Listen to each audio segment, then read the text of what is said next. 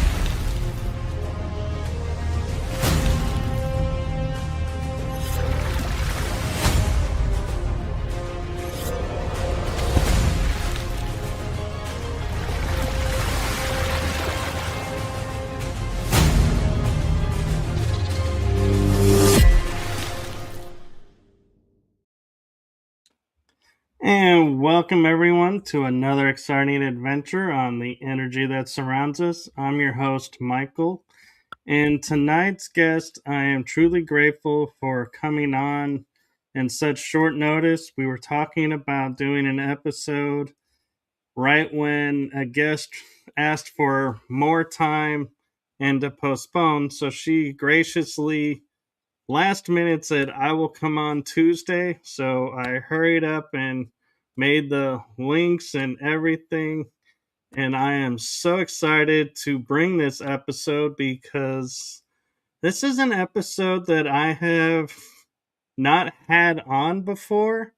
And I think is something that really, honestly, deeply needs to be addressed. And so I hope you all will tune in and enjoy what we have to share with you because this is, I feel, something important for our growth and for ourselves on any level. And I'm going to stop rambling now and turn it over to my amazing guest to introduce herself. I give you the one, the only super extraordinaire, Phaedra Jade Star. Hi, Michael. Thank you so much for having me on tonight. I'm so excited. This is absolutely something we should be talking about: intimacy, relationships, connection, what that looks like, what that feels like in life, because relationships are really, it's everything. I mean, you can't take your status with you. You can't take your things with you, but you take your memories, you take your heart, you take your connections with you. So I'm super excited to be here. I'm excited as well. And can you share with us a little bit of your background and how you got involved in all of this?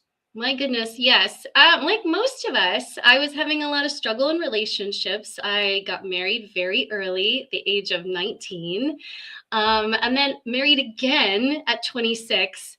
And I just felt like, what in the heck is happening? How does this work? I don't know. And I just really stumbled around trying to understand my partner. And it wasn't until later that I really felt there was more, like a lot more. And that, I'm glad, came later in life because it really sat with me. And it was in my yoga practice. And Tantra, actually, is what we're going to be discussing here this evening, is a yoga practice. So I was doing the limbs, the early limbs, because there's 8 limbs of yoga. So I was doing breath work, I was doing asanas, devotional practice, but I didn't know what was at number 8, which is Tantra. And so, how to get there, how to feel alive, what did it mean like to live in a space of pleasure beyond just sexuality? Like, how did I embody that, right?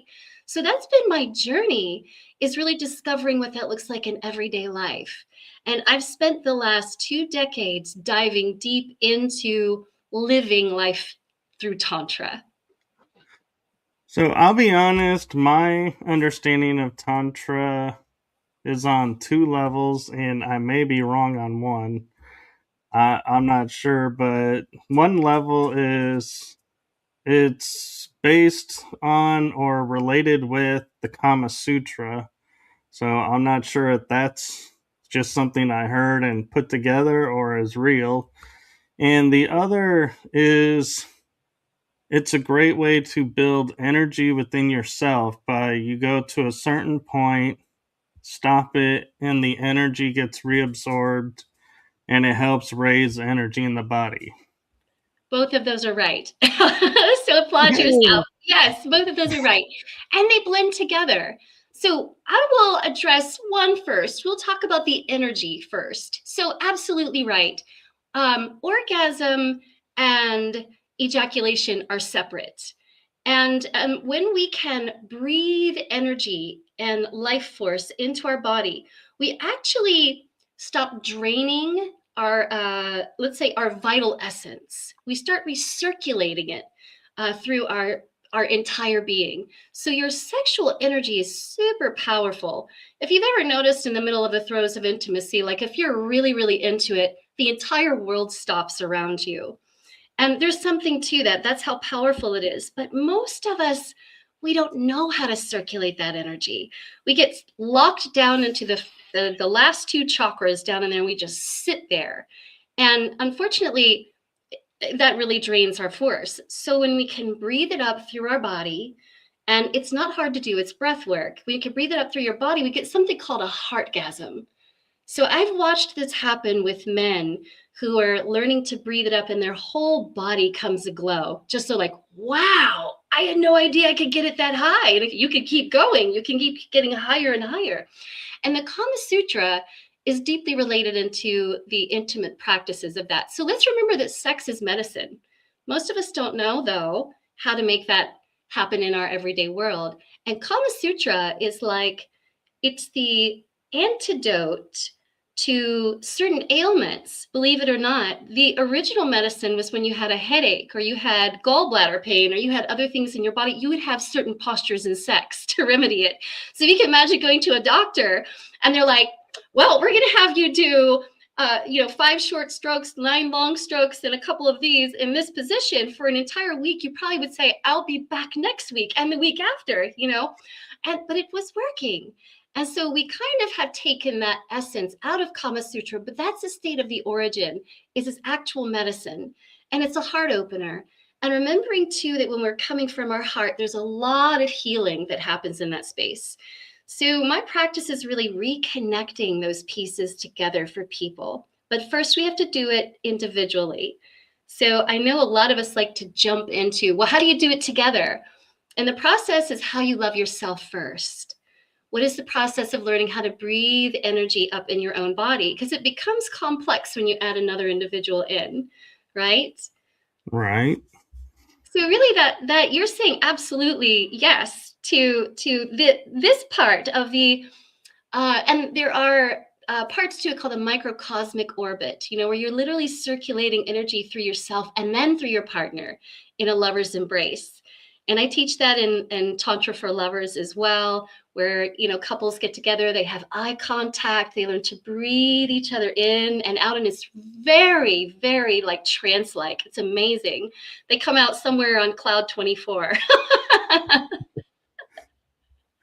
It's this. I'm kind of curious if we, and when I say we, I mean men are in touch with and are doing this in the right way, and the energy is coming off.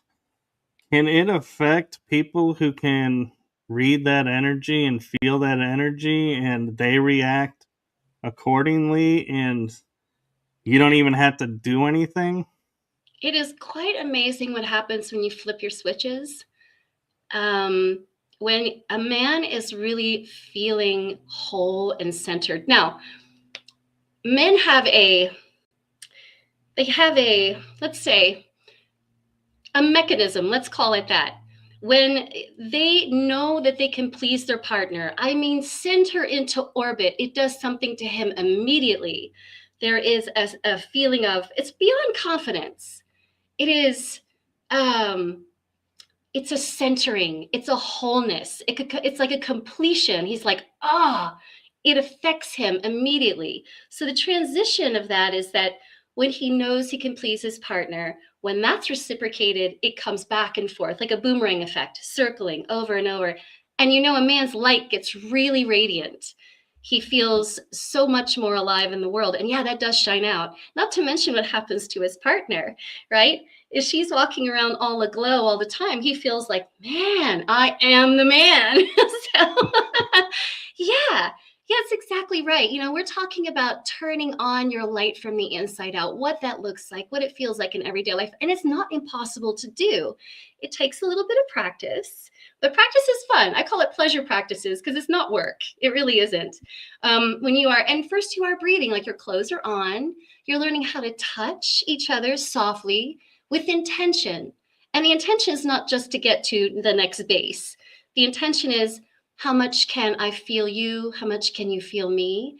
And I love to do an exercise with my couples too, where we actually are thinking a thought before we touch, because it actually changes how you touch a person. So what I'll do is a little game. I'll take a piece of paper and I'll write something on it. And the person lying down doesn't get to see it. Only the touchy gets to see it. And then they're going to touch their partner with that word in mind. And then I'll ask the partner who is touched, what did it feel like? And they are 100% like on the money. Oh, that felt really sensual. And then I'll show the word and they're like, oh my God.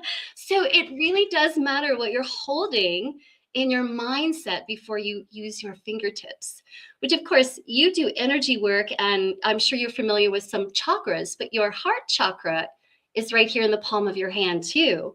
So when you're touching, you're lighting up all your centers in your body. So yeah, you feel it everywhere. Right. Ethereally, yeah, physically, yes. Right, because I had a experience and it was like a side effect that I've never heard of or experienced, where I was doing energy work, Reiki energy on someone, and they asked me to work on their root chakra. And so I'm working on her root chakra, and the next thing I know is I get a phone call from her saying every female got affected by the energy.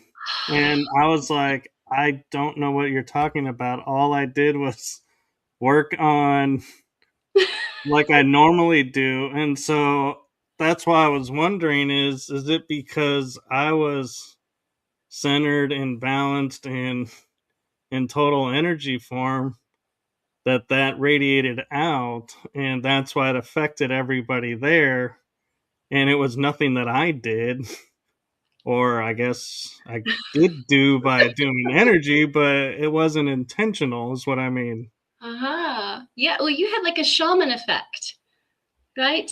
Like you Right. touched and then it went out. So, I mean, energy is vast, right? Like our heart chakra is the frequency wave is much bigger than our brain wave. And so, yeah, you did light up the room. And probably since you flipped her switches, other women were really feeling that too. And it makes them hungry for the same thing. So, well done. First off, yes. I'll be honest, it made me not want to do that again because I was like, I don't know what happened and I don't want it to become a thing Ah! that's happening and I don't know what's going on. And so I was like, I better not do this anymore. And so I kind of was like, stopped going to events. Oh no! It sounds like you've got the magic touch though, Michael. That's remarkable. So Reiki, energy, we're talking about all that too. Like this is all part of it. Your attunement, knowing where the root chakra is and how that starts in the sexual charge of energy and how that builds up through the body. That's remarkable. And so not considered in sexual practice. because mostly people come together and they do what I call formula. They kiss, they do a little rubbing, and they try to get two places really fast, a little too fast. But when we're slowing down and we're taking our time and we're totally aware, and this is the kind of the connection we're looking for anyway. We are at a point in our world where men are almost terrified to approach women, and women are just frustrated because they don't know how to connect with men. And we've got this great divide, and really it's a lack of understanding. There's a lack of awareness about women's arousal and how men can meet women in that space and hold them energetically. So Tantra is really vast. It's way more than it's just sexual positions. It's encompassed in moving energy and connection together, and not just in sex. I mean, literally, it's like when you wake up in the morning, can you say what you appreciate about your partner? That's tantric, right? Can you look in your partner's eyes and say nothing at all and say everything too? That's also tantric. So it's very expansive. That, that makes sense and everything. And I kind of feel like one of the main issues is with, why the two are having trouble connecting is in society we have the divine masculine is being hammered down and being told is toxic.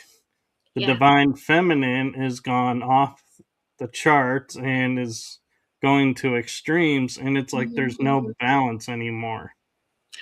Correct. We are seeing something really remarkable. Your polarities are necessary.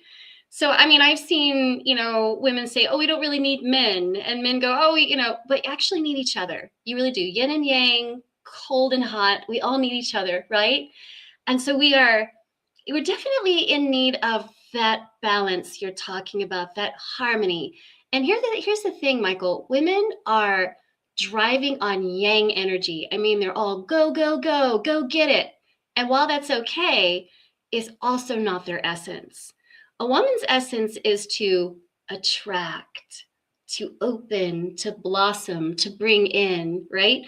A man is his mode is very straightforward, directive, go get it, right? And if he's too complacent, feeling lazy and not in his center, he's depressed. He feels whoppish, weak, not solid, right? So it's like it's trying to get these two beautiful polarities working together. And I like to think about it like this, like women are kind of a storm, right? We are much more emotional, we are watery. And men, if they can hold a space, they can hold the space around this woman and not try to fix her, but hold her, right? And when a woman feels safe, she opens and blossoms. And when a man can hold a woman when she opens, he feels sacred and secure, right? So it's really kind of shifting dynamic here because, men are naturally, they want to protect, they want to honor, they want to love, they want to be devoted, they love to please.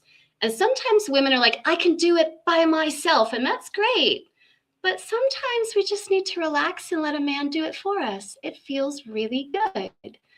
I don't know what happened to not letting people open the car door for us. It seems crazy. I I mean, know. old And school. it's like, and I had a relationship where I thought I was doing everything the right way. I was being supportive. I was offering support for everything she was going through, and I got ghosted for it. And I was like, that threw me for a loop because I was Yeah, like, wait, if I'm doing everything right and I get tossed to the corner, I do everything wrong, I get tossed to the corner. What's the point? Because I'm going to get tossed to the corner. right. Yeah, exactly. Where's the center line? Right. So just being true to yourself, Michael, being authentic and knowing who you are, that's the only thing you have to do. And there's going to be a lot of women that come and go. Like I get that too. A lot of men bouncing in and out. And hey, that's what we practice in discernment, right? It's not personal. If we're absolutely doing what we need to be doing to keep ourselves centered, then that's where we stay. right? In our sovereignty. So yeah, it's going to be, what's the better side? And it's like, what feels right to you? What feels genuine within your makeup there? I mean, if Right. you're, yeah, And it's interesting you talk about being old school. Is I kind of grew up and taught myself a lot of things, and one of the things that I taught myself was, this is going to go into metaphysics a little bit, and probably into areas a lot of people don't think about, but women are like the portal of creation. So I was like, I can't enter that space unless there is full commitment, and I can't just go in the portal, leave the portal, and be like, one and done, thank you, okay, one night hmm, stand or anything. It's like I never was that way. It's like I programmed myself that if there isn't long term, it's not happening, because I don't do the creation cycle just to do the cycle. yeah, There's a purpose for it. There's a yeah. sacredness to it. It sounds like you're an investor. See, it's worth investing in on long term because our relationships get better when we do that. Superficial stuff is just, it's exactly that, one and done. But when we get older, we are longing for that connection. Things just don't do it for us anymore. That whole quick pickup at the bar just kind of, it's not my thing. Where is the juice in this? Like, where is you're right, the vortex of creation. Where can I enter and be accepted and received and continue to keep giving and getting it back, right? Because that is way more attractive than just hitting something off real quick and exchanging phone numbers and it's like, yeah, out the door. So yeah, the investment for us is absolutely important. And I mean, with what we have in lifestyle now, we have non-monogamous, monogamous, polyamorous, and it goes into a long list of possibilities. And what we're saying is like the options are really open as long as we're connected, communicating, respecting each other, honoring each other, right? And let's be honest, the more you have in the mix, the more challenging it's going to be. Shadows surface, situations happen, sometimes jealousy occurs, right? And you have to be ready to address all of those things in your relationships when you're doing it. Yeah, I will admit, I would be talking with some women, and I would be turned off and be like, sorry, this isn't going to work. Because if I was to say, I was talking to a friend of mine and this is what she was going through, they flip on this jealousy switch, and I'm like, I Yeah. it's like an instant kill for me, because I'm like, I don't have it, I don't understand it, and it's like it confuses me, and I'm like, and it's drama, and I'm like, I don't like drama. No. Who has time for drama? None of us. Not really. Yeah, and they would say, well, if I didn't love you, then jealousy shows that I do, and I'm like, no, it doesn't. Hmm. Not to me, at Recognition least. and appreciation shows that you love someone, right? Jealousy is an Right. insecurity. If I can be just straight cut to the center there, it means we have some place in us that doesn't feel like it's enough. And that's real And close to shame. yeah, and to me, if someone's insecure, I tend to think in my mind either they cheated or someone cheated on them, and so they're expecting it and wanting it from me, and I'm not that way. I'm Once I imprint, I'm on, Yeah. and I don't see anything else. But it's like, and then I'll be accused of it. I'm like, oh, I'm mirroring it for you, so you're the one that's doing it, and I will end it even if I have no proof of it, because I'm Oh. like, the universe is showing it to me, which means if it ain't Mhm. me, it's them. And so I'm like, nope, I don't cheat. I don't tolerate cheat. And so it's like, sometimes I wonder, did I mistaken read? But I always felt like the universe wouldn't lead me astray. So far, so good, I guess. Yeah. Yeah. And you know this too, the principles, the laws that we have, like we have 13, 24. Some people say 24 laws. And so if we're bringing jealousy in, it's going to be our own self-fulfilling prophecy, isn't it? Like Right, that's what you're going to attract. Already from that dynamic, you're already saying, this is not going to work. So a person has to be solid when they come in, and that's where the work on themselves begins. As we were saying in the beginning, individual practice, right? If you've got jealousy, work on that first before you bring someone else in, because it isn't fair to another individual to be like, I just don't trust you. I just don't trust myself. Well, you need to work on that, right? right. Hey, and yeah. I have said numerous times, you're judging me based on your past experiences, which is unfair to me. Yes. And I do my best not to judge you based on my past experiences. It is hard, and they come out of left field sometimes, and you Yeah. know, it's all part of, you used the term shadow work, and I'm used to shadow work being like learning lessons in life, changing patterns in your life, but I've never thought of shadow work on the intimacy level. Oh, yes.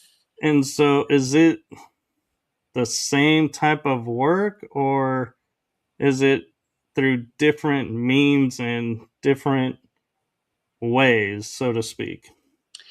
When we're dealing with shadows, we're dealing with all kinds of complexities, right? We're dealing with childhood shadows, we're dealing with intimacy shadows, we're dealing with all kinds of pieces. So yeah, intimacy shadows are those nasty little "you're not enough, they'll never like you got too many skeletons in your closet," all of that stuff. And so, or body image, right?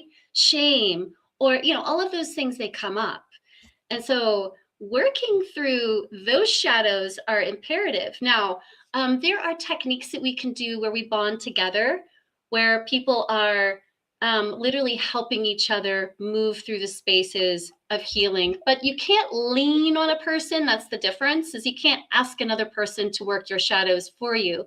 They can only be your support while you're working through that. So it's absolutely important that we work through those more erotic, intimate parts of us, because we don't want to bring that in the bedroom. Now, we're not perfect. None of us are going to be exempt of shadows. Actually, if we don't have a shadow, we don't know light. Remember, we said we need both contrast, but your shadows don't want to take over your light. That's not good. So we've got to be able to turn our light on enough where shadows kind of stay in the back where they belong. And they, when we need to address them, we go, oh, there you are. Come forth. I'm not afraid to see you and work through you. But if we don't, shadows are so big and scary, people just stuff them down, right? They just don't even want to go there. They try to drink it, pill pop it, go get shopping, whatever, take a new girlfriend. And none of that is going to help the shadow. It's still there.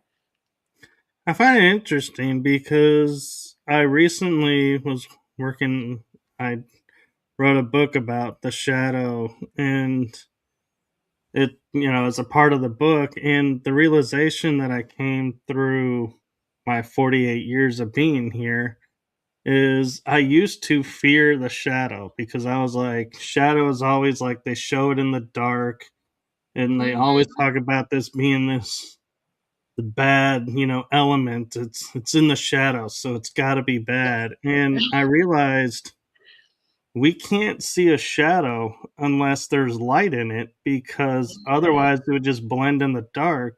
So Mhm. to me, it's the balance of the light and dark Yes. is the shadow, and I have a whole different view of it now. And it's like I welcome the shadow when it shows up, and I'm like, oh, what are you showing me now? Where am I a little off or way off? They And become teachers. right, and so I just wanted to bring that awareness and see your thoughts of, because as you were just describing, it was like, yeah, that's the way I used to think of the shadow. And Yeah, yeah.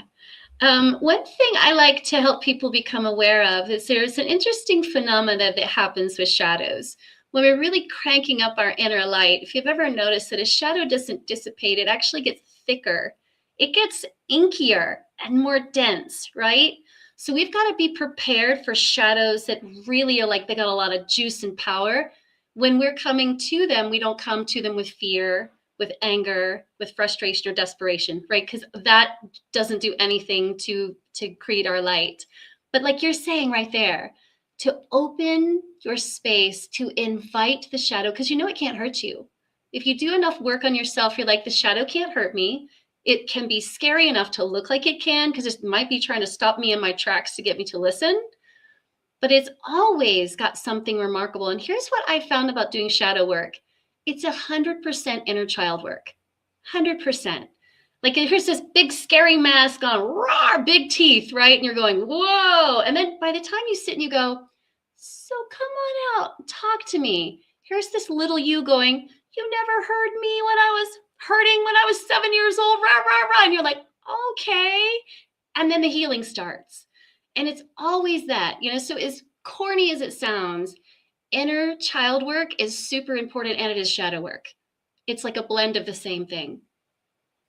I agree. And to me, it's like when we talk about the dark nights of the souls, Oh, yes. I feel like that's where the inner child is almost having the tantrum of saying, look, I'm tired of this. We have to look at this. Stop putting it off. Here it is. And I talk about like heroes' journeys and stuff. And I'm like, the greatest gift comes from the other side of that dark night. And so there's always so much more awareness that we gain going through the process.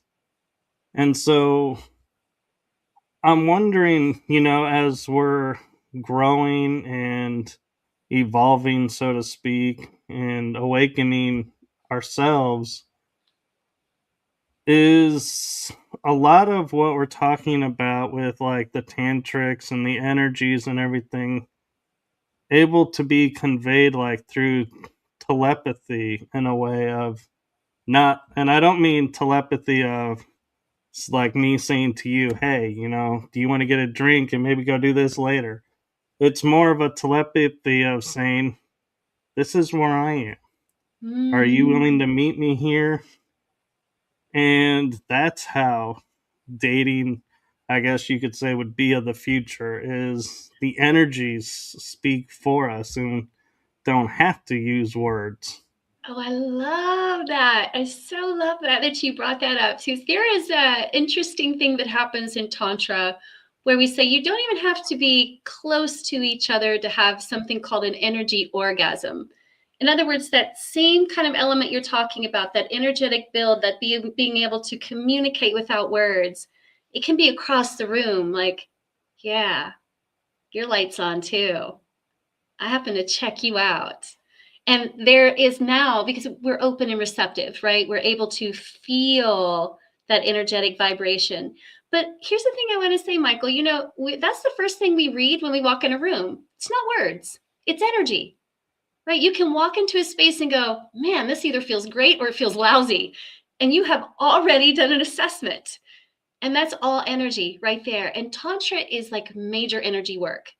All of it encompasses either you're doing mirror work on yourself, shadow work on yourself, rebuilding your inner light, working on trauma. It's all included in it. So it's like, yeah, the next wave of the future should be like now. Is you walk into a space and you're like, you're charged. You're as charged as I am, and this feels really good. And yeah, and I'm hoping more of that expands.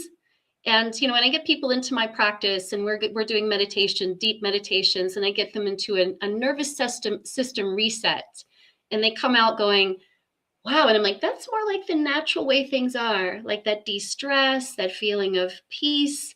Now, we are not always there, but if you keep doing this, your mind goes, that's the natural spot to reset. So we start looking at reverses of disease, right? Not just tension and stress, but we all know that's linked together. So vitality, just to say, Tantra is like not just a sexual reunion of two people, but it's also a building into vitality. Like that whole thing about getting old and decrepit is total BS. If that were the case, no one would be amazing at 85. So what the hell are we doing? Right? We are changing energy to make it work for us instead of draining it out of our body, our life force.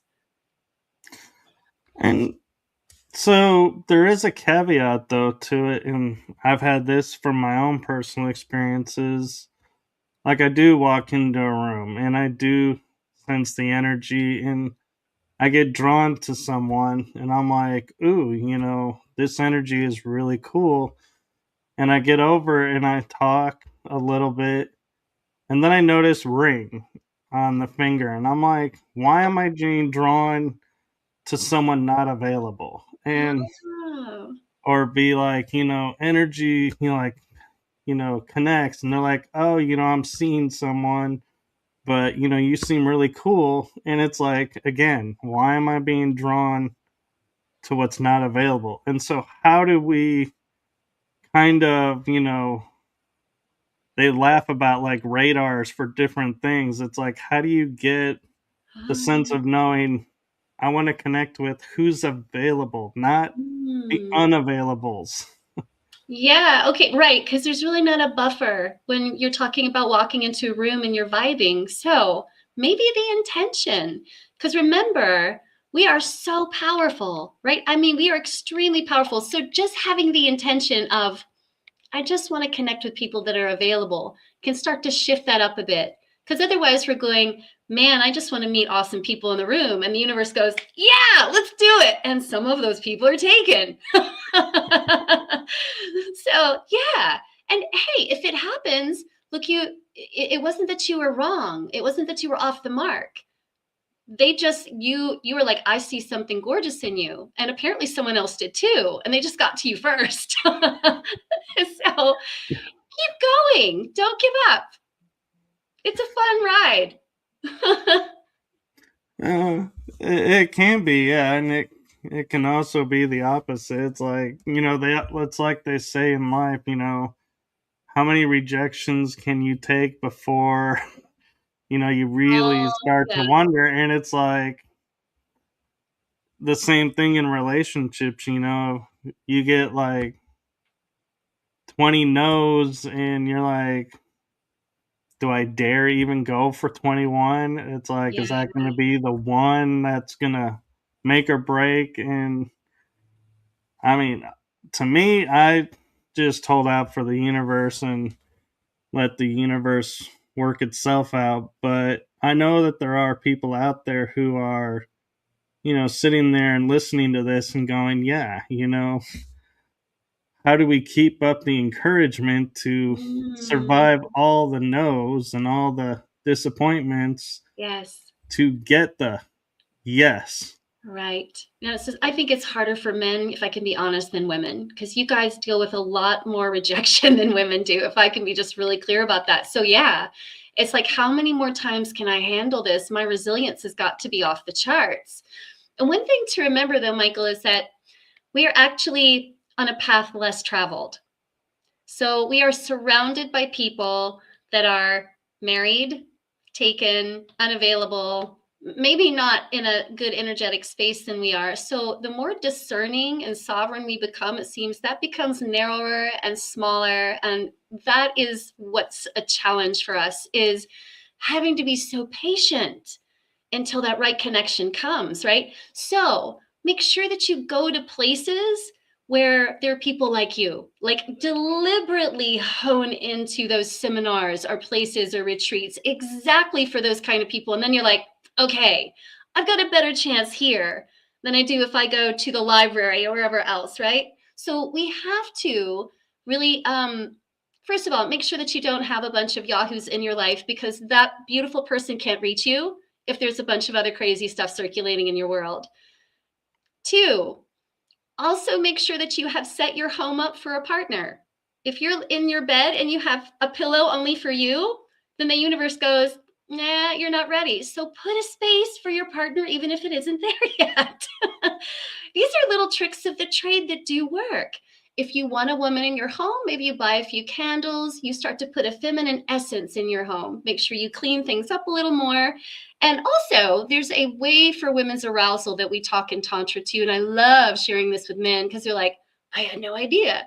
And one of those first things I want you to know is that women see their surroundings first. So if you're on a date and you take a woman to your house and it's trashed, nope. She has read all kinds of stuff like he's imbalanced, he's immature, he can't take care of himself. And that's an immediate turn off.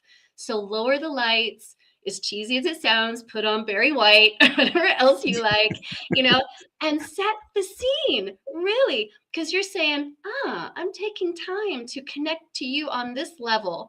And this draws women into the soft space that they need to be, because we need them to be receptive and open, right? So yeah, making sure that you're honing into those spaces where you're going to find those amazing women. Because look, even if you get a no, you're still getting a friend. You're still getting a connection. You may not be getting the sex you're looking for right now, but that has the potential to grow. See what I'm saying? I do, and I wonder, now that I think about it, I do have one mindset that I wonder kind of puts up a red flag block, and it is when it comes to the kitchen and cooking, I don't like when people enter the kitchen and start cooking with me, because it's like my mind is like, I'm making this dish. This is, my magic coming to Oh, you on a plate, and it's my creation, and it's my meditation space, balance. And you're coming in and you're like, let me do this, let me do that. And I'm like, you're throwing me off. And it's like, so I'm wondering, could that be kind of red flag that it's like, I don't want someone in the kitchen with me and I need to relook at that? well, I don't know. It depends. Let's think about it this way. There's two ways to come through on that one. One is that you can be really direct, Michael. You can say, love, I want to serve you tonight. So don't come in the kitchen. My treat. Go sit down. Okay. Now you've used your masculine polarity to be polite, and she's going to be like, oh, that's pretty nice. Two, let's think about what if you're doing something really wild and sensual in that kitchen? Maybe you're making her the dessert for the evening. You might have her come in. So your options are open, just depending on what you want to do. But you can totally be clear about that. You can say, no, sweetheart, I'm going to please you tonight. And you do mean it. Let me surprise you. I'm not even going to tell you what I'm cooking. Curiosity. All of these things are delicious, right? So sometimes it's just how we say it. No red Yeah, flag. because I've even had conversations and they'll be like, so do you like to cook? I'm like, yeah. And, if when I settle down, I'll be doing all the cooking. It's like I pre scripted, this is my role, so to speak. And I always found it interesting because, like, I would watch old TV shows like Donna Reed's show Oh, yeah. and Ozzie and Harriet. And I would watch these and I would see the roles that they defined in that era: men, women, household, this, and this. And it never made sense to me. I was like, why is it he comes home and has all this done?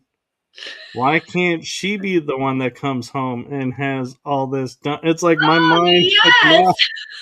not wrap around this persona that was given to us. Oh, yeah. Okay. Old paradigm. Right. And you know how many Right. women are so turned on by what you just said? I mean, really, because a lot of them are working just as hard as guys, right? School, work, all this other stuff, right? And they come home and all they want to do is be served. So we live in a different time, and we have different loves in life, right? And I think there are so many men, even back in the 50s, that wanted to step into the kitchen role, but it wasn't culturally acceptable, as you're saying too. I mean, they had to go be chefs outside of the home. But now we have, we have a much bigger spectrum. They're not just outside during the backyard barbecue, cooking the chicken on the grill. We've got them in the kitchen now, right? We've got them doing all kinds of things, and it's very hot.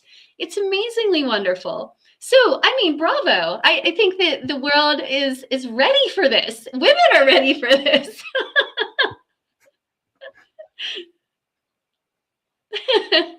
So, but I guess my question then becomes is how do you relate it more, I guess, acceptable to everyone? Because it seems like again, when I bring it up, it seems like everyone's like, okay, whatever, and goes off. So I must be not communicating it in the right way. It's just a tweak, darling. Just a tiny tweak. That's it. Course direction, not a big one. You're not way off the mark. It's just knowing exactly how we talk to each other. Like men are very direct. Just please tell us what you want us to do. Straightforward. But women are a little like, you're going to do what? Oh, thank you. Like we're just like open to possibilities. So it's your opportunity to be creative, to be inspirational, and know that, yeah, you're not far at all, really. It's just that I think you having the confidence to move into the kitchen and say, my space, darling, go sit, and then who's going to argue with that, really? Oh, you'd be surprised. I'd be surprised. Oh my goodness. I would love cooking for my parents, and my mom would always, we would have friends over, and they're like, aren't you going to go in the kitchen? And my mom would look him straight in the face and go, he doesn't allow us in the kitchen. Oh. Oh. And I'm like, no.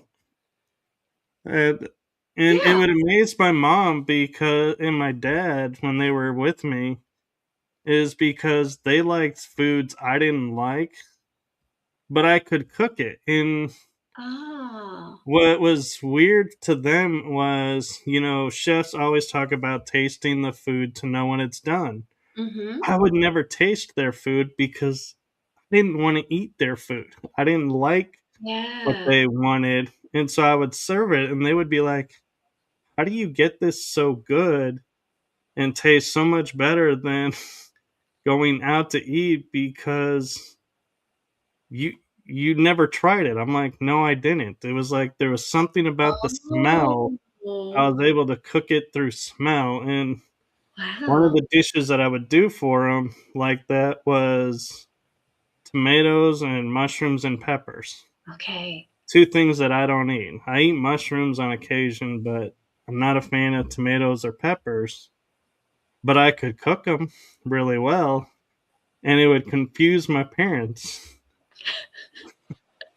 So you said something pretty relevant. You've said to me that it's like a mode of creation, right? So if I put up a portrait and I decided to get all my paints out, and then somebody came over and said, hey, and took a paintbrush in there and decided to scribble all over my canvas, I'd be a little pissed. So I think this is kind of what's Yeah, happening with you in the kitchen is you're yeah. like, this is my creation. And you have a real knack for using every sensory, even without tasting. So you don't want people in there messing with your masterpiece. So you're not just cooking, Michael. You are creating something remarkable. So that makes total sense why you don't want another person in there meddling around and messing with your canvas. Well, and what was funny is I even had one of my ex girlfriends. I brought bags of food with me because I was at her place, and I was like, all I need is this pan. And she's like, what? I'm like, I brought everything I need. I got all my spices, got all my everything. I just need this pan. And she's like, okay. And I think in her mind, she was like, do you not trust my food? Why did you bring all of this stuff? And Right. I'm Right. like, in my mind, I'm like, if I'm your kitchen is going to become my kitchen. I need what I need. And Mm-hmm. I don't need to go and be like, do you have this? No. Oh, crap. Now I can't make it. It's like, nope. I wanted to make sure I had everything so I could pull it off. Have you ever seen a woman's makeup, like her makeup drawer? I mean, she doesn't have 2 or 3 pieces of makeup. She has like 20, and she needs all of it because on any given day, she has a different idea, right? A different concept. So it's no different. Like if you can just compare that, it's the same. You would not go in there and say, honey, you only need 2 pieces of this or 1 shade of lipstick. She'd go, are you insane? No. I need 10. I need all those, because I have a million dresses in there and this has to be. So it's the same. And I guess people just don't understand quite yet how art works, because you may need a fraction of what you brought in, but you might not. Right. And I love how you keep talking about how guys are direct because I grew up being around women a lot, and so I learned. And I wouldn't say I cracked the code, so to speak, and translate for them, but I have learned like being direct is when a girlfriend would come out and say, "How does this look on me?" I would look them straight in the face and be like, "I can't answer that question." And they're like, "What do you mean?" I'm Oh like, no. I cannot answer that question because here's the reason why. If I tell you it looks good, you're going to say you're just saying that because I'm the boyfriend. And if Uh-oh. I say it looks bad, then you're going to say, oh my God, you don't like this on me. And it's like, You're it's a no win trapped. scenario. I'm like, I am not going into that trap. It, it's in 3 different facets that I learned that. And I'm like, whenever they come up, I'm like, you're not getting me in that trap. Did you No. just stop right? No, can't. That's kind of a And safe bet, though, I think. Yes. they'll look at me stunned, and it's like, yes, I am a guy, and yes, I have figured out that trap, Oh, but there really is no way, really truly, out of it because even acknowledging it, you're getting the same as if you did do it. I wonder if you ask them, how do you think you look, sweetheart? I wonder what they would say. I think I look good. I think you're right. You do. It's a possible because sometimes they want validation. I think I look good. I just want extra. But if you're not even able to say that without it being a trap, that becomes a situation in itself, right? So I see where the Right? hook is entirely. Yeah. It. I've done it with guys around, and guys will look at me and they're like, "Dude, how did you figure that out?" And I'm like, "Dude, I paid attention. I paid attention. I observed. I learned." Yeah. And Yes. I think that's one of the things too that a lot of people don't realize is, we watch what each other does, Hmm. but we don't really watch. Oh yeah. It's like it's a surface watch of, okay, yeah, they're doing this. Okay, I'll go back to doing this. And I think, you know, I kind of have the mindset of if I'm needing to get an idea across, I go to TV shows or movies to help make the visual, so to speak, point. Yeah. And I think that's why I like Hallmark movies so much is Oh yes. because they're going through the whole life cycle of the relationship in a way that it's like, okay, here's the formula of the relationship. They even spell it out when they say, this is what makes our movies great. You Mm. have the reconnection or connection, you have the spark, you have them doing stuff together to make the spark grow. Yes. Then you have the conflict that dims the spark.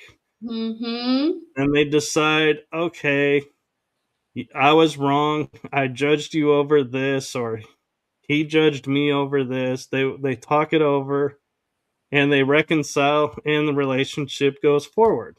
Yes. And they get married, or however the movie ends. And so it's like I look at life now that way, and there are times that it's like I'm like, this is so profound, but then there are times that I look at it and go, this is so just TV movie. Right. This Right. never actually would happen. It's like these conversations, deep conversations are having on these movies never would happen, Right. because it just, that is not in reality. Yeah.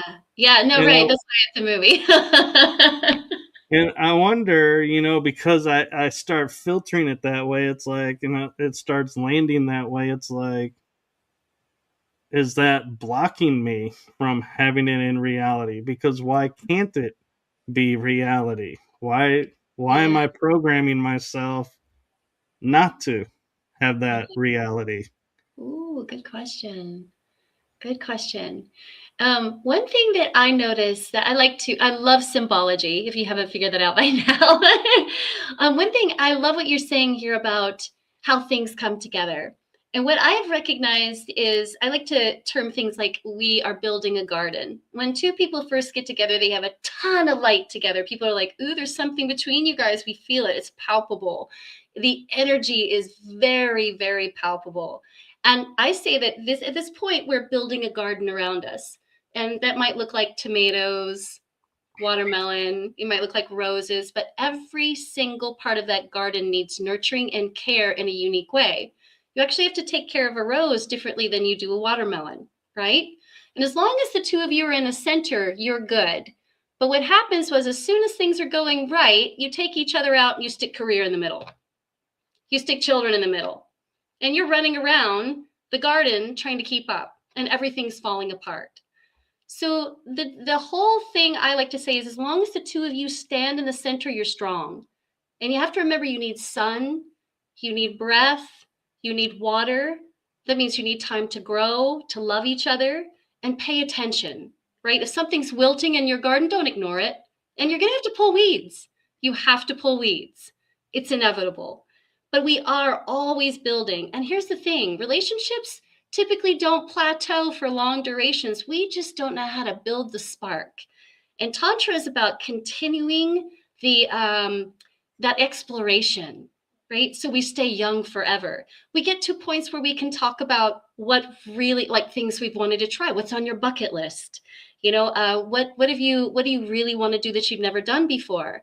And then we go about trying to make that happen together, because it's a unit, right? That whole thing about being one, being married as one or unified as one is not just an interesting terminology. It really is solid. When your partner's hurting, you hurt too. So, and as long as we can recognize that, don't take yourself out of the center of that garden, or everything else falls apart. So I think movies are beautiful in helping us to try to explore those possibilities, but they're also fantasy, right? And I think you realize, like, where's the juice in this I can hold on to? Like, what, because you long for it. We all do. I'm telling you, this is what we want. We want connection. More than anything in the world, we want to be seen, we want to be heard, recognized, appreciated, approved of. That's what we're looking for. That's the golden chalice. Yeah, the cars come and go, the jobs come and go, blah, blah, blah, blah. But does your love stay solid? And that's the real work.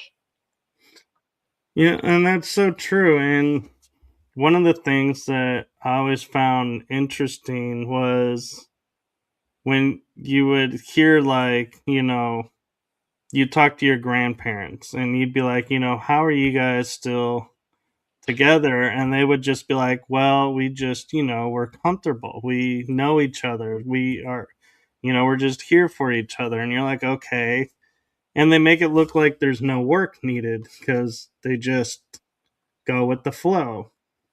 And then you'll hear other people who are like, I've been married for 5 years and we're getting bored and dull and we're needing to spice it up. And I'm like, why? Why do you need to spice it up? What is different between, and I know not everybody's relationship is the same, but in my mind, I start looking at how did theirs quote unquote Mm. fizzle out in 5 years, where these people haven't fizzled out yet in their 50 years. It's Yeah. like, what's the difference? What caused this? And I start to wonder, going, and then it's like you hear, oh, if you start a business and you can make it 3 years, you can make it, no matter what. And I'm like, okay. And they're like, in marriage, if you can make it, I think it's 5 years, you can pretty much last the test of time. And I'm like, why do we have ourselves on these Uh-huh. plans of, we have this much time to establish this, or this will happen? Yeah. Where did that start, and why? First, I have to say that whole process of if we stay together 3 to 5 years, we can make it is total crap, because challenges happen, losses happen, situations occur. If the house burns down, you lose a child, that affects your relationship. So there's no truth in that. But what happens with those people that stay solid for 50 years? They keep themselves in the center of the garden. They never stop growing the love for each other. They can hold the cup in the morning and sip their tea and look in each other's eyes and be like, honey, I love you for all these reasons. You still knock my socks off. So there's appreciation between the two of them because they recognize that's what's important. These days, they're hijacked by overstimulation all the time, and they're always looking for something new and exciting. And well, that's okay too, but sometimes it's great just to hold each other, to be in each other's space, and to slow down, right? And when we can honor each other, that's what makes things grow, whether it's 3 years or it's 50 years. We just don't give up on each other. So really, there is some effort that you have to put into to doing this love thing. And if you talk to people who are like your grandparents, they won't tell you it was an easy road. They will never tell you that they didn't have any challenges. They'll say, man, we had some rocky times, 100%, but they worked through it. Why? Because their love was that important. So really, it's got to be like, people these days are like, maybe there's somebody better. And they're just so quick to give up on themselves and each other. So that's the truth of that. We don't keep needing like better, more, more, more, more. But what we need is like authenticity. We need presence. We need to be able to stay in each other's space and actually love each other with ketchup on our cheeks, right? And looking crazy in the morning and bad breath and all of that. And love each other through all that too, because hard times are coming. That's 100%. There's no relationship that's a smooth sailor. Never, because we're always growing, right? So you have to make the Right. choice. And I wonder sometimes too if the way I kind of brought myself up with relationships kind of impacts this as well. Is like, I could be on a date with someone and the waitress is totally flirting, and I will never realize it. I will be completely oblivious to it. Or I could be with my parents and family friends, and they're like, you should totally go get that waitress's number. She's flirting with you. I'm like, no, she's not. And it's Oh, like, I never see it. And I'm mm, wondering if it's because, in my mind, as I said earlier, I don't have it in me to cheat. yeah. When what I mean by that is, I laugh with people, but it's true. Is, if I'm like, say, dating someone at this moment, a female could walk up to me, undress, and I would never even notice she was undressing. And Yes. I'd be like, "Can I help you?" You're loyal. And be totally oblivious to what's going on. And I often wonder, why is it people will sit there in relationships? I see it on TV all the time, where they're like, oh, so and so was paying attention to me. And so I got really interested in I didn't quite cheat, but I wanted to. And it's like, Mhm. why? You know, what why did you stray? Why would you want to stray? And that's the part that confuses me, is because I don't see it. I Yeah. don't have it in me, and so it's like I can't understand the strain. Yeah. No, I get you. But we have to understand too, people also work out of validation. When they're always questioning, am I enough?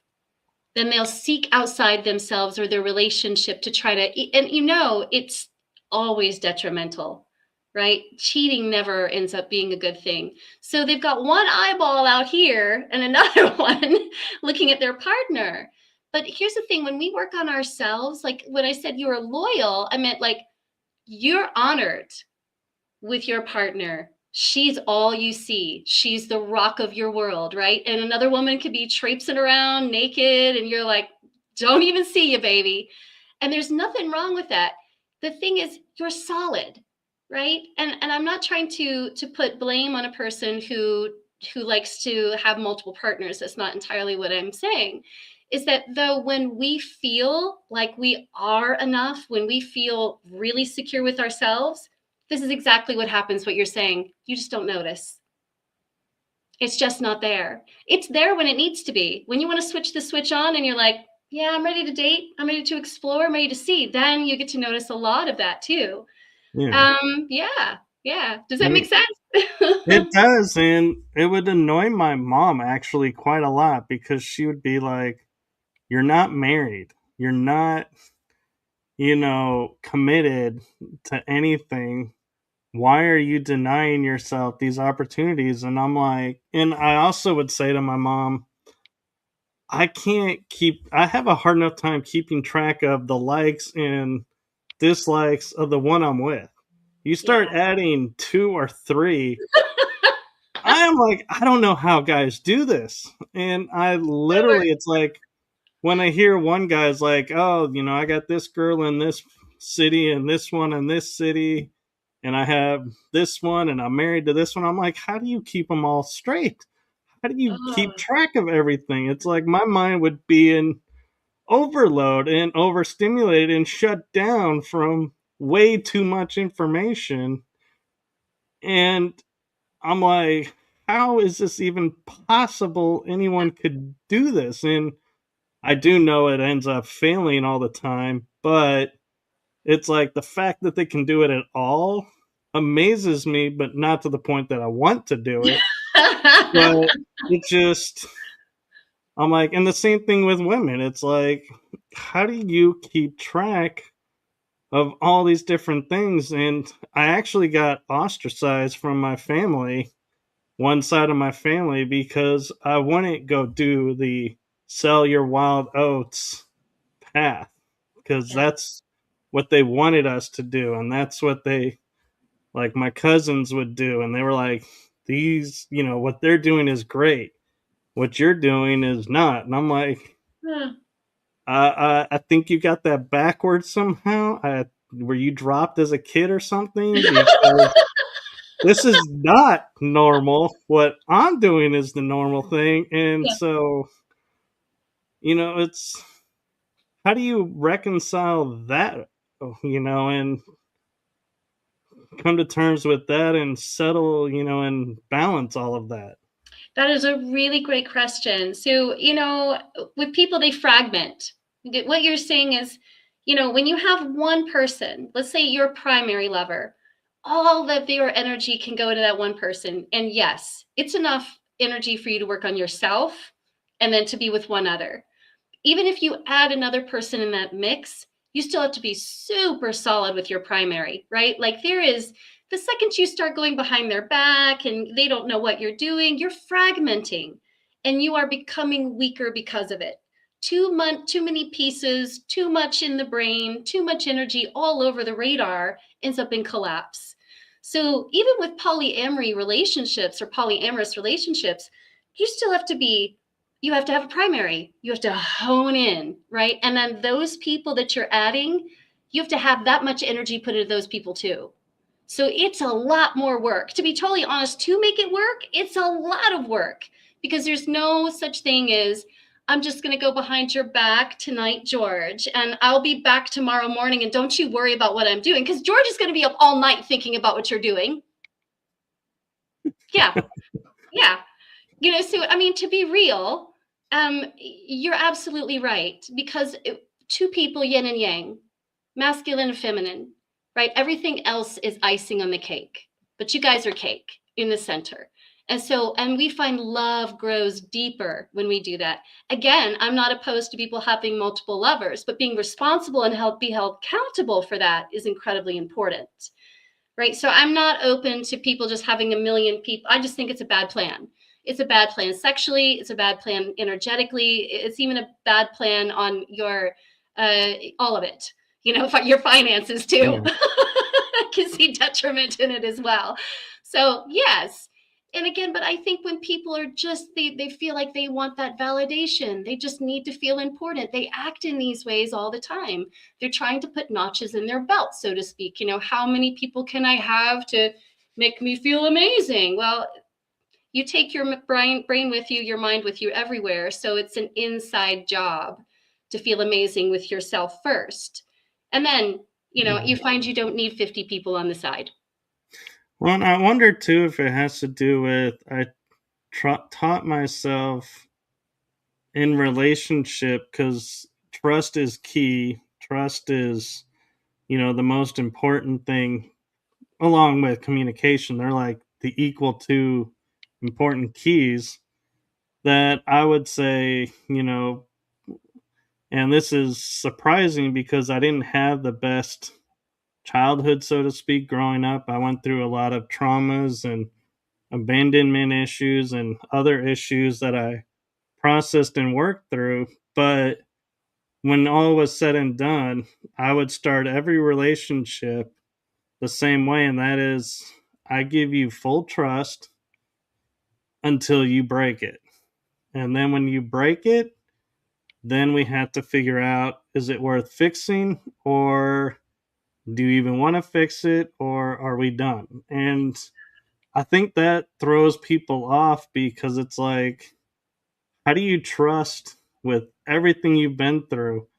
How can you actually really trust someone you've just met and have that and not expect them to break it? It's like, well, I don't expect them to break it, but there's breaking it in that they don't tell me.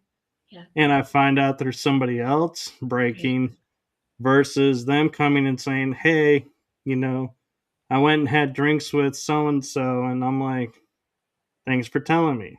Mm-hmm. Am I happy about it? Not really. Is it bothering me? No. Right. Because I know you came home here and you felt comfortable enough to tell me. So I'm okay with it. I'm not upset. Right. Mm-hmm. But it's when it's hidden, that's where, to me, the trust starts whittling and eventually breaks. Yes. And so I completely just lost my train of thought. I was like, I feel like maybe I was just tooting my own horn at that moment, but no, I'm sure I had a point. I was going there with, oh, now I got it.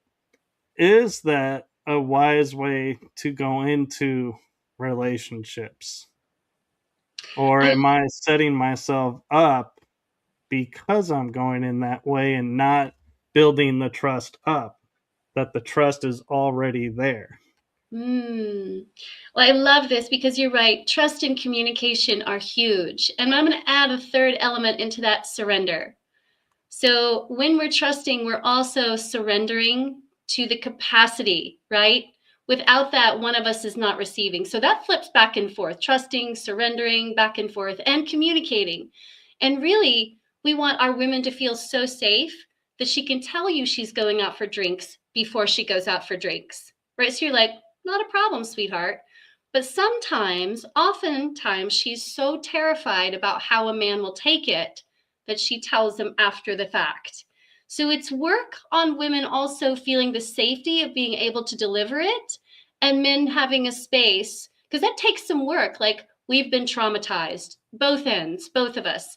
All of us have grown up with trauma. I have never met a person who wasn't traumatized, to be honest. Okay, so we end up bringing all of that to the table, right? And so, absolutely. But I would say it may not be broken, right? Trust may continue to be there as long as communication is stable. Right. And I think another misnomer in relationships that comes from our parents and society is if you're in a relationship, married or dating, your free time should be together. And, that's the sign of solid. And if he's like, oh, you're going on a girls' night out, okay, I'll just wonder what you're doing and why you're not here. It's like, and I have the opinion, I really don't care. If you want a girls' night out, take the girls' night out. Yes, I don't need to know what's going on. right, right. No, And that's I don't need to spend every second with you to be in mhm. this. But I also noticed, though, there is a pattern of when one day is off, it then becomes like 3 days away, 5 days away. And it's like the time span grows. That's Yeah, where my mind goes, wait a minute. Do we have too much freedom and we're losing what we have? Or are we doing the right thing and trusting each other and having separate lives while still having a life together? So yeah. how do you draw that line? Well, have a commitment, okay? Because it does depend. Like, if you're in a relationship with a performer who's traveling, you may not be seeing that person for days on end, and that's just the way it is, okay? Or a person who's traveling on business. So have like a set check-in. Sweetheart, if it's been 2 days, please call me. Just let me know all is good, right? Because time and distance does definitely make things tough. Too much. 5 days, you start to be like, do they even remember my face, right?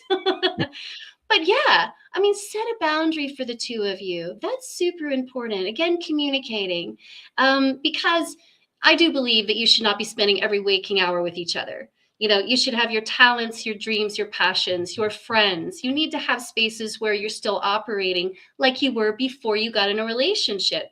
This keeps things good. It keeps things, and by the time you get back together, it keeps things really hot and amazing. Okay. So, but yeah, just saying 5 days is too long, sweetheart. So check in with me, and even if a person's on the other side of the world, they can typically do that for you, right? You can have a video call. You can pick up the phone and have sexting, whatever you're gonna do. You can make things work in multiple ways. You really can, and we are creative enough to do that. Yeah. And bringing up the sexting, I can't help wonder though, did technology ruin relationships to a degree? Mm. Because like you were talking about earlier, when we first started, it's like she can take care of herself now through other means, so it doesn't need to have the male aspect to deal with that. And so has that eroded relationships and everything because it no longer requires two people, so to speak. Well, both on both ends, right? Because we have things that now are animated games and things like that for men too. So I think we can use it. Way back before we had computers, I was born before the internet. So So way was back I. then, yes, we had writing. Do you remember? So our sexting was in a written letter, right? Sometimes an Right. airplane to a hot person. Yeah. So, but we received it that way. Now I think we can use it.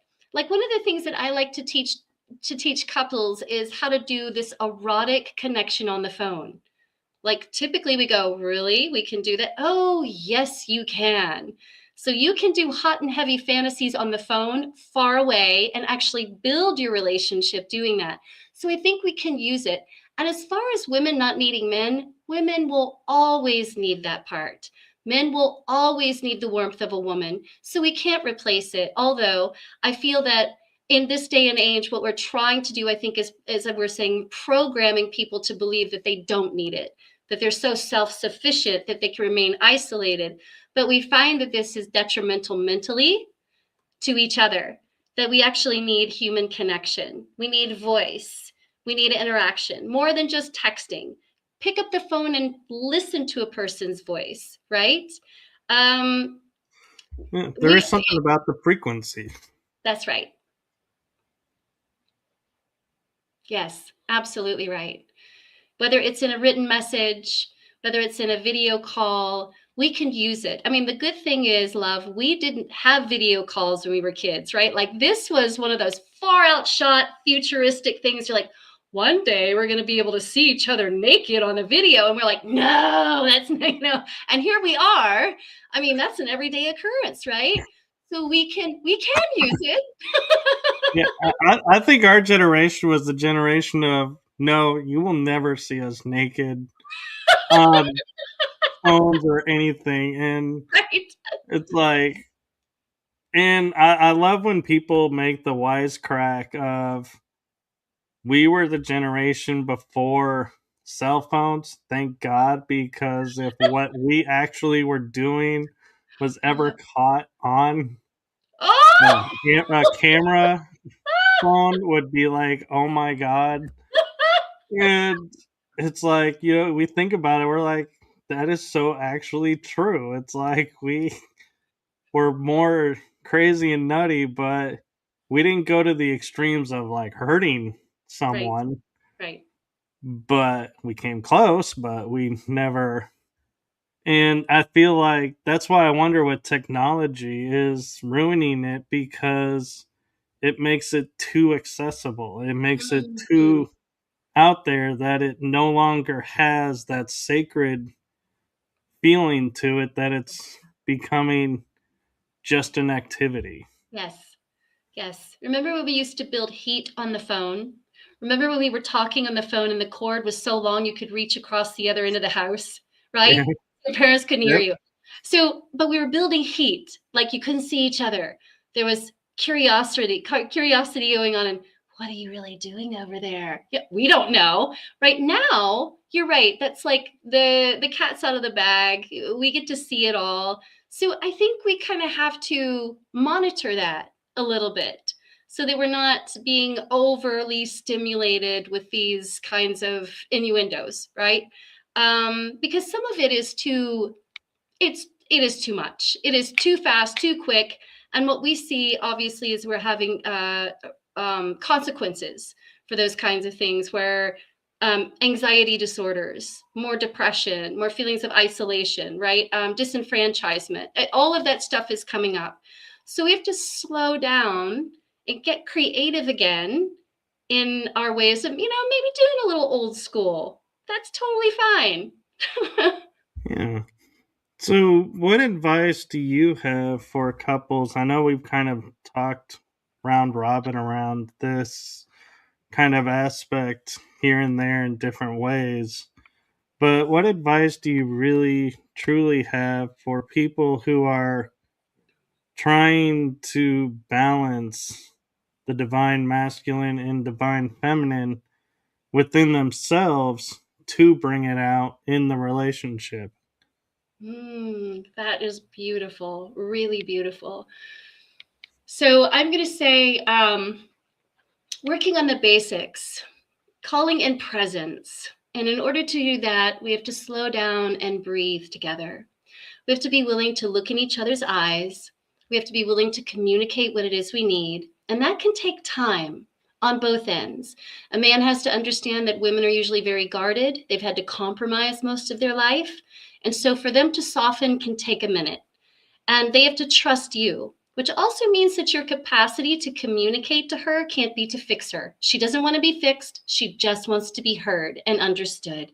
She wants to be seen and recognized for where she's at right now and approved of, not fixed, right? And when a man can hold that space, amazing things start to happen. So that's the basis for what we build with each other. And the rest of it grows. It's a step at a time. But getting back into that beautiful bonding where you're sitting together, holding space. And I say do it every day. Like I have a ritual for couples called the appreciation ritual. Like every day, listing 5 things that you appreciate about each other before you go to bed. Like that's the last thing on your mind is, baby, I loved what we did today. And in the morning, doing that too. That doesn't hurt at all. Start the day out like that too. It's how you begin, right? It's the thoughts you hold about each other. Life is going to happen around you. It really is. But having practices for women also where they fill their own cup. Because women are so used to giving, giving, giving, gotta do, and they don't take it back. They can't even take a compliment. You know that? They can't take a Oh compliment. Oh yeah. no, this old dress. I know. I mean, it's hard for a woman to say, thank you. Yeah, it is a good dress, isn't it? I mean, that takes a little bit of work. But when she can start doing that and really feel it, there's a magic occurrence that happens. She's being witnessed and she's being accepted. So it's a dance. It really is. And one last thing I'm kind of curious about, since we're talking about all this, and I have a prime example lined up for it that comes from my life, and I get what I call falsely accused of stuff because of this.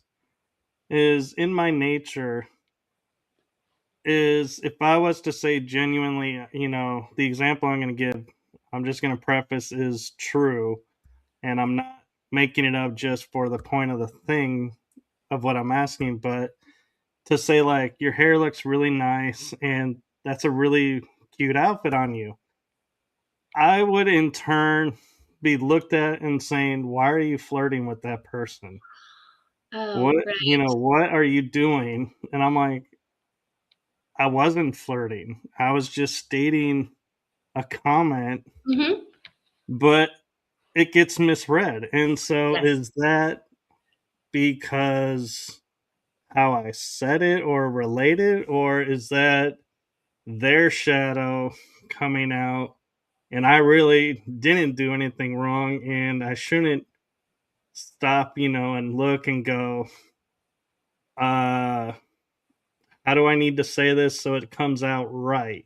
And Okay. just be my authentic self and saying it, but then I don't want to deal with the drama in the car, so to speak, of why were you flirting with that person? You totally were flirting with them. And I'm like, Okay, what? so I can tell you where this comes from. All right, so this is pretty easy. So most men will use these kind of tactics for access, and a woman knows that. And she will quickly relate anything that's nice said to her as you want something more. There tends to be an expectation sitting there, even when there's not one. So here's something that I tend to have men do: deliver the compliment and walk the fuck off. Excuse my language. Walk away immediately. Leave like, thank you. Your hair is beautiful and I love your outfit, and walk away. And she goes, oh, he didn't try to go further. Wow. Maybe he really just meant that. And doing that enough times so just shaves off the possibility that you are not there trying to gain access for women. And sometimes women will go, oh man, he almost didn't even wait for me to say thank you. How interesting. Though you do, you're like, that's wonderful, but I just wanted to deliver this and say that, and then I'm going to leave and depart. And flirting, by the way, doesn't necessarily mean that you're wanting to go further into that. You just are the idea here, and I'm going to say this. When I tell women to flirt, I'm like, it's not about sex. Look, I can flirt with a dog.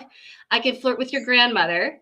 I can flirt with a cat down the street, meaning that I'm slowing down enough to pay attention and I'm going to have a blast. I'm just going to be engaged. That's what flirting is. It has nothing to do with sex. So, but people get twisted about that. Oh, you must have an agenda or an expectation. Probably not. And so you just deliver your beautiful, shining self, and you almost can't be worried about how women take it, because the women that can take that compliment will take it well and say, thank you. And that'll be the end completely. But that's typically what's happening so that it's not you. Okay? It's a cultural dynamic by women are used to a man giving a compliment because it's right around the corner. Can I have your number? Before we hit that, we're like, oh, no, no, don't even want to go there. So it's cut off. So I don't think you're doing a thing wrong. It's just other things that are going on within their construct. Yeah, because in my mind, one, I don't see flirtation when it's coming my way. And like you were saying earlier, about the language, I'm like, I for damn sure have no idea how to flirt in my own head. So I'm like, when I get told you're flirting, I'm like, yeah, whatever. I'm like, I don't Teach have a me clue how how. to do it. I'm like, I never learned to flirt. I never learned how that works. And so when I get accused of it, it's like my mind is like, yeah, whatever. And I wonder if, that, comes off in a bad way too to people is that it comes off as I don't believe you that what you're saying is true. And coming off as saying I don't believe you, and it's not that, it's I don't believe I did it because I don't believe I can. And so it's that disbelief in me. I'm wondering if they're picking it up Uh-huh. and going, oh, so now he's going to say he doesn't believe me because he's doing something. And now we're in shadow dancing, aren't we? Yep. Full circle. But Yes. that that's how my life works. Is it's like I do that and mentally I play that script whenever I say something, do something. It's like I'm going through that script of did she read it this way? Did I relay it this way? Am I not seeing something? Are they pointing something out that I need to pay attention to? Or are Uh-huh. they judging me and I don't need to? And it's like I go through this mind dance. Granted, I can do it really quick and nobody really knows I'm doing it, but it is there. Yeah. I want to say this too. If next time you have a female gal in your life, practice your flirting skills on her. Just say, I'm going to purposely try to flirt. I want to put this hat on and see how it bounces. And tell me what really vibes to you. So you can get an idea of what like where your feedback is, right? Cuz she'll communicate. She'll go, "Oh, no, no, that was dreadful." Or she might go, "Ooh, I like the way you said that." This is going to give you some helpful insight as to whether you're talking to the like your waitress or your host, right? If you want to deliver an honest compliment without it being too overtly sexual, practice on your lady and say, where did I draw the line, or where did I cross the line? Where did I go a little too far? Yeah. Because again, it is tough for women to accept this. We are actually told to not accept compliments. Oh, that we're so much better off when we just don't need anything, and then we don't fill our own cups, right? And then we're resentful and empty, and no one runs well on fumes, not at all. So flirting is a way to fill your cup and hers too. Like quite literally, I'm teaching women in practice, like flirting should be an everyday thing that you do, and it has nothing to do with sex, really. But moving through life happy, free, feeling good, being open, being confident that you can say what you need to say. And no matter what people, if a person can tell you what their opinion is, it still belongs to them, Michael. It's still their Yeah. opinion, right? So you just Yeah. own you. It would be funny because I would go to my female friends because I have mostly female friends, which that too gets me in trouble. And they're all like, and a lot of them are like, you can't have just female friends. I'm like, well, you Hmm. have guy friends, don't you? And they're like, Yes. no. I'm like, why not? Why Right. don't you? It's like Yes. Yes. it. But my female friends that really know me, they're like, they'll just kind of smile and laugh and they'll go, you have such a big heart that it comes off sometimes not as because people don't know your heart. Oh yeah. And so they're misreading, but you're okay. Just keep being you.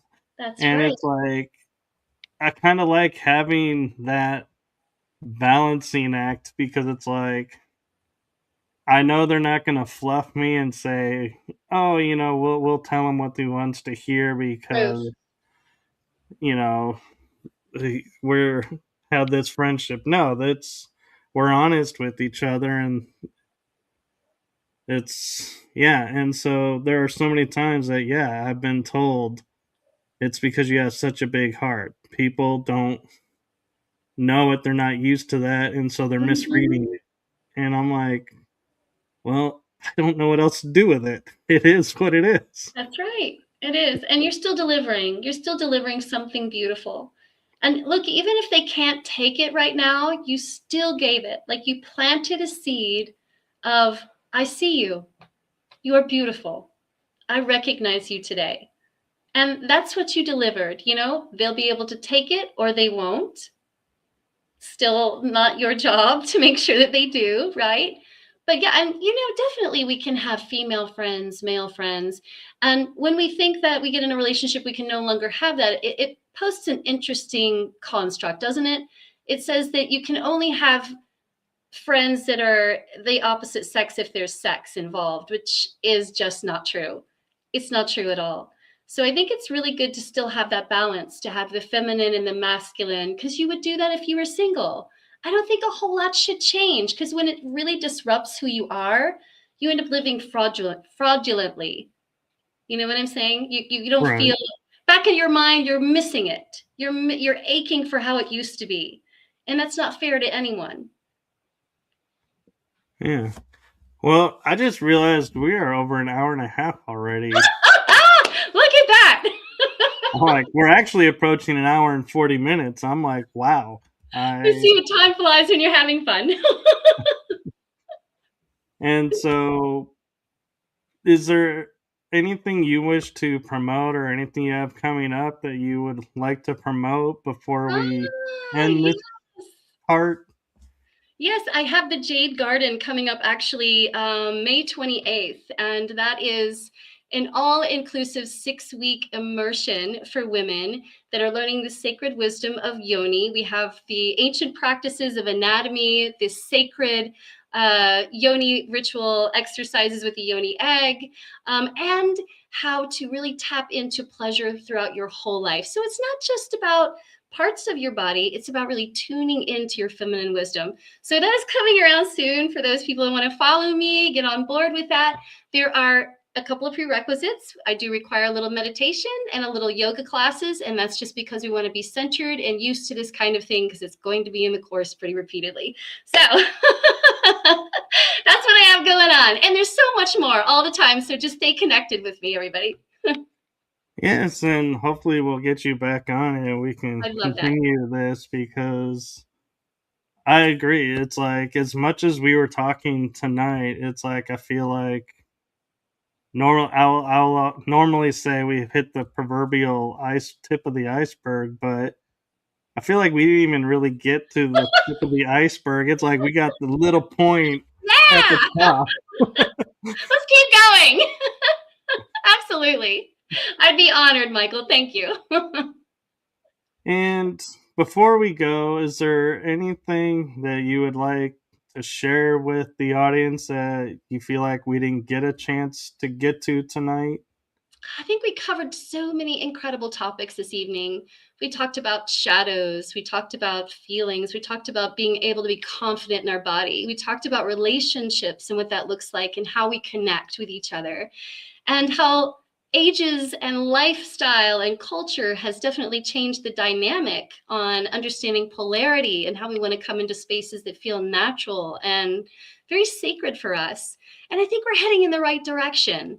I really do. I think that we are coming into a new earth, a new vibe, and that we're at the best time ever to be alive. Truly, truly. So keep up the good work. Keep shining. Keep being who you are. Keep reaching higher. Because it's unlimited. Our potential is vast. Yeah, well, thank you. And yes, I agree. And I just want to point out Kaylee Jacobs, 1984. I hope I'm pronouncing that right. She Yes. says, "You've done great tonight, Goddess and Michael. I love the questions you asked." Well, thank you. Thank you, Kaylee. Yes. Fantastic. Thank you so much, Michael, for having me here. And I'd be honored to do this again since we only barely tipped the iceberg. Yes, and I do have a message for you, Phaedra. And this is something that comes from my heart that I've kind of branched from over the seasons, kind of making it my own. And that is from my heart and the heart of my shows to you. Thank you for what you're doing for humanity. Oh, It's seen, felt, and heard and appreciated. thank you so much. That means a lot, Michael. Thank you. Back at you, man. Thank you. So, to everyone watching this, make sure you like, subscribe, follow along my channel because you never know when we'll have Phaedra back on. And also follow Phaedra. Her links are in the description. And so do follow along, support us. We can't do what we do without your support. Yes. I mean, we could, but it'd be really boring. But Truth. so thank you, everyone, and have a wonderful night. And we will see you all on the next episode. Good Thank night, you. everyone. Good night.